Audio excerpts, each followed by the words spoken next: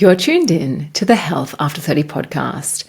And if you've ever felt like the mental to-do list or that invisible workload is overwhelming, or perhaps you can't find time for yourself, or maybe you're dealing with a lot of stress and you don't know how to cope with it, then this episode might be exactly what you need to listen to. Hello, friends, and welcome back to another episode of the Health After 30 podcast. I'm Alana, and today I'm joined with Dominiece Clifton. Now, Dominiece works with highly performing women, and she helps them kind of settle their deal with stress. She encourages them to explore self-discovery and also overcome the feelings of fear, basically so they can show up in their life, in their work, in a really powerful way so that they don't feel overwhelmed or overworked. What I like about what Dominiece has to share is that it applies for all women who knows what it feels like to be under pressure or overworked. And she shares not only helpful and insightful tips, but they're also practical and applicable. So you can actually walk away after this episode with steps that you can do today to make tomorrow better. So I really enjoyed this conversation with her. If you also enjoy this conversation or any other conversation, then please leave a review or a rating, as this is how my podcast becomes more discoverable and I'm able to have amazing guests just like Dominiece on the show. Thank you so much for being here. I'm Alana, and let's get into today's episode.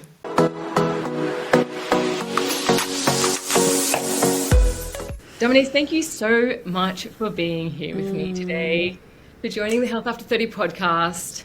I really like what you're about. While you work with women entrepreneurs, I feel like what you do can relate to basically every woman, entrepreneur or not, because I feel women have this innate, I don't know, is it a drive? What do we have? We've got kind of this power within us that pushes us forward. Yeah. It doesn't matter what we're doing, whether we're running a business, whether we're running a family, whether we're running friendships or social groups, we have this thing that pushes us forward. Yeah. So maybe you give us a bit of a background about what you do and how you do it, and then we can open up the conversation a little bit.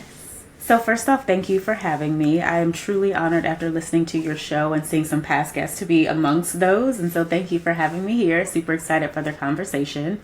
So I'm Dominiece Clifton, and I always struggle when people say like, who are you, or introduce yourself with like talking about myself, because I have done so many things and I feel like it definitely depends on the space that I'm in and the conversation that I'm having. But I would say for the sake of today's conversation, I'm coming as an entrepreneur. I am a coach for women. I am a business strategist. I am a mom. I think that's a really important hat to wear and one that I'm so honored to wear. And I'm also a somatic practitioner, and I mention that because I bring that lens of body work I'll be bringing it into this conversation today, but it's also such an integral part of the work that I do and the way that I support my clients as a business coach, which is not necessarily the traditional way to go about business coaching. And so as a coach, I work with women and I empower aspiring women entrepreneurs and current women entrepreneurs to really be in a position where they are able to build really beautiful mission-driven businesses, but also prioritize themselves in the process, because you need energy and clarity in order to run an effective and business and make massive impact. And then the last thing I'll share is that I'm also the founder of an organization called Move and Still, which does more local and national work here in the U.S. And our focus is really on supporting businesses, schools, and organizations with stress management and mindfulness practices. And so I, in that space, get to work more in the community, get to work more in the group space, get to hold space for people to heal. And I love that work so much because it's about giving people very practical and tangible strategies and resources that they can use to help to reduce stress and heal their bodies. And so that's just a little bit about who I am and the, I would say, insight that I'm bringing to our conversation today. Yeah, absolutely. We did talk about it, that I would love to get into somatic healing, but just because you've brought up stress, because I feel, stress, we're all exposed, no one's prone. And when we are living our lives, whether it's a working professional, whether it's a working mom, I feel that sometimes the fine line between all of the different hats that we wear like stress kind of spills over Yeah, sometimes. it does. So I would love to just kind of like take the conversation there first, Yeah. because I think, like I work a lot with nutrition and holistic health, and of course stress is a part of that, but I feel like you can be doing all the right things, but if you have chronic stress, like tapping in the back of your head all the time, doesn't matter what you do, like you're not going to have that quality of life that we all deserve and really should really be living and embodying. So let's walk down the path of stress for a little bit, because you're talking about these tools and strategies, and I feel coping is the coping mechanism is probably the biggest route to that. Can you just kind of go into that a little bit? Sure. Yeah, so I have to say that the way that I got into the work that I'm doing now, it's been almost 3 years of like somatic work and being in more of the body work and stress and trauma. It was prior to the work that I'm doing now as a coach. I worked as a nutrition and wellness coach, and I started in the height of the pandemic in 2020. Jumped into coaching women after going through my own healing journey and really figuring out what worked after 2.5 decades of struggling with being overweight and emotionally eating. And it was like I had this thing that I was really excited to share with the world. And I started working with women, and my goal at that point was to empower them with tools and resources to live healthier lives, to lose weight, and then to manage that weight when they lost it. I was getting moms, right? So the audience that we're talking about, I was getting very busy women. They were in, like, one of my clients was getting her PhD and working full time, and she was a mom. Like, that was the extent of the sorts of clients that I was working with. So very successful women according to society, and they were all very stressed and overwhelmed. Now, we were also in the midst of the pandemic, and so there was this global, stress that we were feeling and global trauma. And I was, as a coach, she was about 6 months at that time. I had a 6-month-old and a 3-year-old. My marriage at that time, we've since separated and are working through divorce, but my marriage was on the rocks. I was unemployed and building a new business and trying to figure that out after leaving my job at the end of 2019. And so I was also dealing with a lot of stress. My clients were coming to me for weight loss, and I was giving them meal plans and helping them with work, like giving them the usual things that we do, the workouts and the things of that nature. And it wasn't working the way that I wanted it to work. And I started kind of seeing a pattern with my clients of like, hold on, everyone is really stressed out. And before I can talk about a meal plan or talk about a workout, I have to address their stress, because I didn't know a ton at that time. But my ex-husband was a personal trainer, and he was just like, the body's not going to respond the way that you want it to respond if they're dealing with stress. So I started doing research. I started reading. I went down a rabbit hole to understand how I could, as a coach, really help my clients to reduce their stress levels. And it was like opening up a can of worms. It was like the more that I learned, the deeper I went. I started taking the practices that I was learning about managing stress and helping my clients to reduce the stress in their lives. And it started to work. Once their stress levels came down, their body started positively responding to the things that we were doing. And it was like a eureka moment of, okay, so none of this works if there's stress.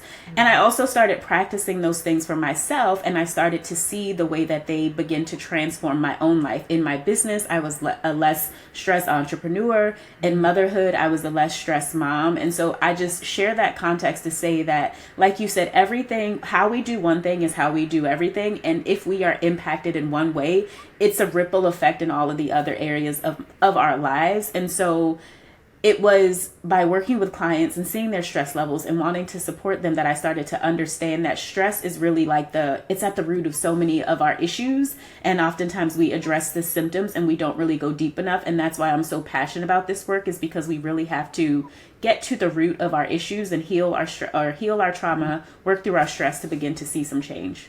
Yeah.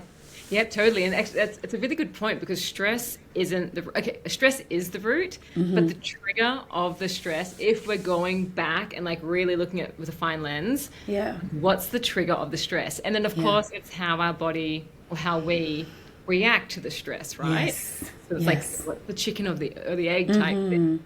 Yeah. So what were the top, let's say 3, just to be kind of punchy about it. What were the top 3 things that you saw were the most beneficial things in coping with stress and stress management? Yeah. So love this conversation already. I'm like so passionate about stress. The first thing was I was reading this book, and it like literally changed my life and changed the way that I approach just my work in general. It was called Burnout, and it was by two sisters, Emily and Amelia Nagoski. And the book introduced me to the stress response cycle and said that we all as humans have a stress response cycle. It was a totally unfamiliar concept that I'd never heard of before. And essentially what it says is that when we encounter stress, our bodies are intended to have a beginning, a middle, and an end. And so if you think about it like a circle, we're supposed to go through a cycle. What happens is that oftentimes, because we are not giving our bodies proper time to recover and letting our bodies know that we're safe when we experience stress, our bodies get stuck in the middle of a stress response cycle. And so we end up with, it could be months, it could be years of unresolved stress response cycles in our bodies that end up like manifesting into physical ailments and disease or mental issues, like all of these ways that unreleased stressful energy gets stored in our bodies. And so they talk about the importance of completing the cycle, and you have to do things to tell your body that it's safe. Otherwise, your body doesn't know that the stressor, the threat is over. And so let's just say, for example, I'll give you a very tangible example. Let's say every day you go into a really stressful job. Your job is the stressor. The way that your body responds to that job is the stress. So your body will have a physical response. It releases chemicals and hormones, adrenaline and cortisol in response to that stressful situation. What most of us do is we leave the job, we go home, and we think that, okay, well, I'm no longer at that stressful job. I'm good. Your mind knows that you're no longer there, but your body doesn't know that you're not in that stressful situation. And so the body's still secreting hormones. It's still responding as if it's in a stressful state or a threat, right? And that becomes, imagine you go to that job every day, you do that thing every day. So you're incurring more stress, but you're never doing anything to actually signal to your body that you're safe. And so the biggest thing is that you have to do things to help the body with the process of healing. And that's the first thing, is recognizing to complete the stress response cycle.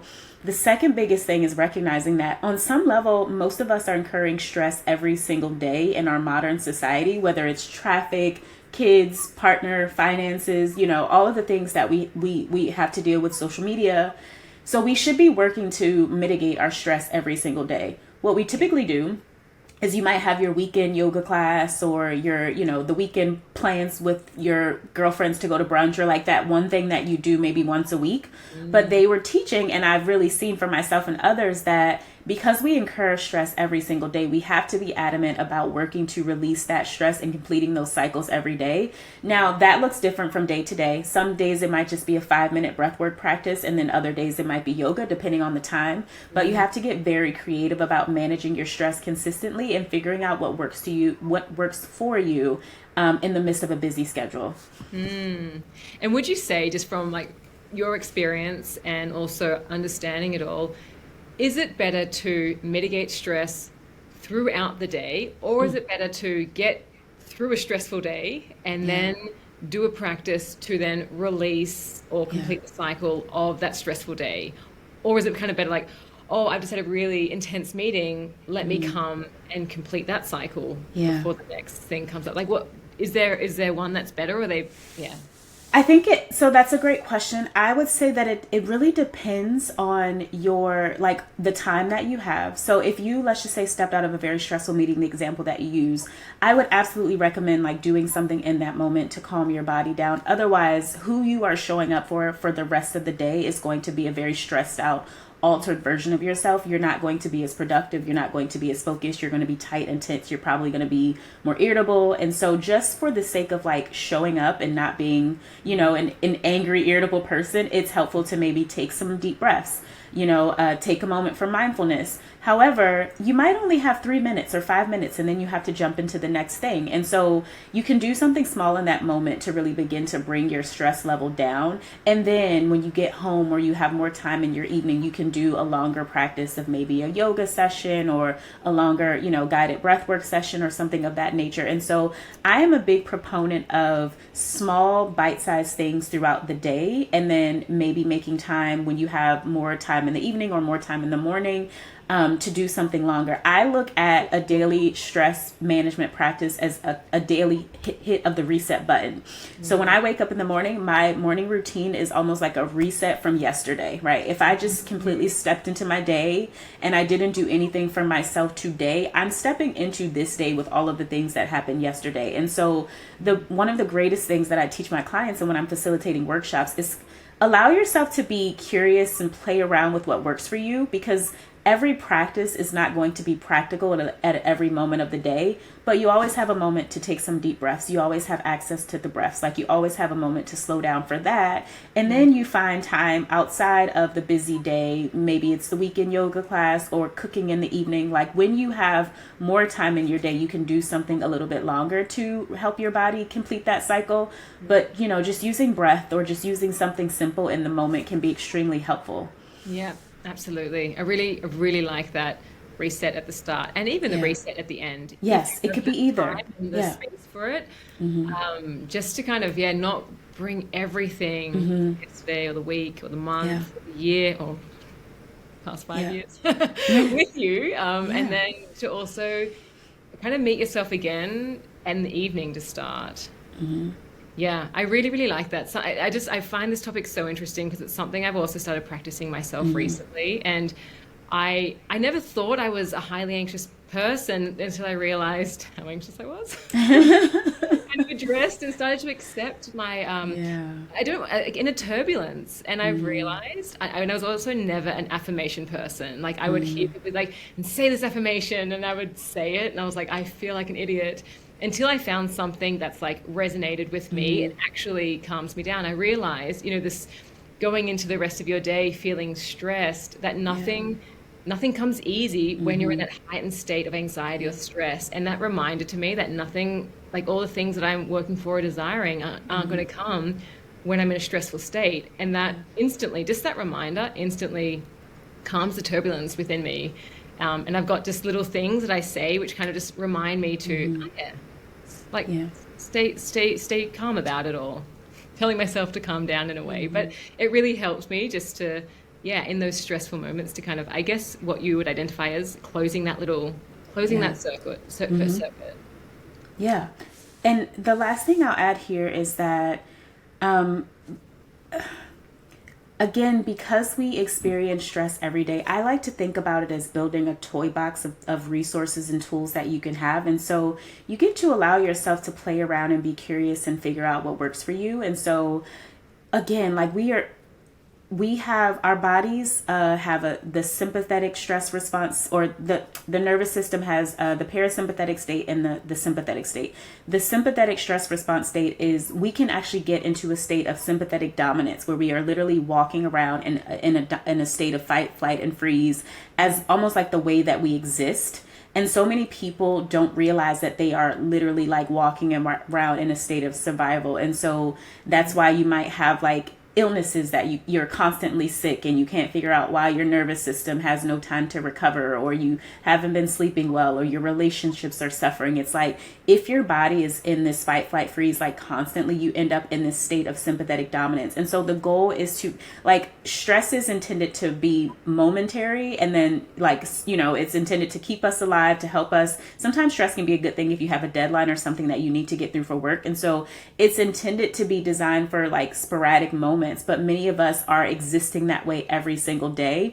And so again, like thinking about this concept of completing the stress response cycle, you want to start doing things more consistently to get yourself out of that survival state that you've probably been existing in for so long. And so I am a big proponent of like building your toy box. I don't call it a toolbox, because when we think about tools, we think about fixing things and work and it's repair, and it's like, I don't want to do that. Call it your toy box and allow yourself to explore and have fun and be curious about what that process looks like.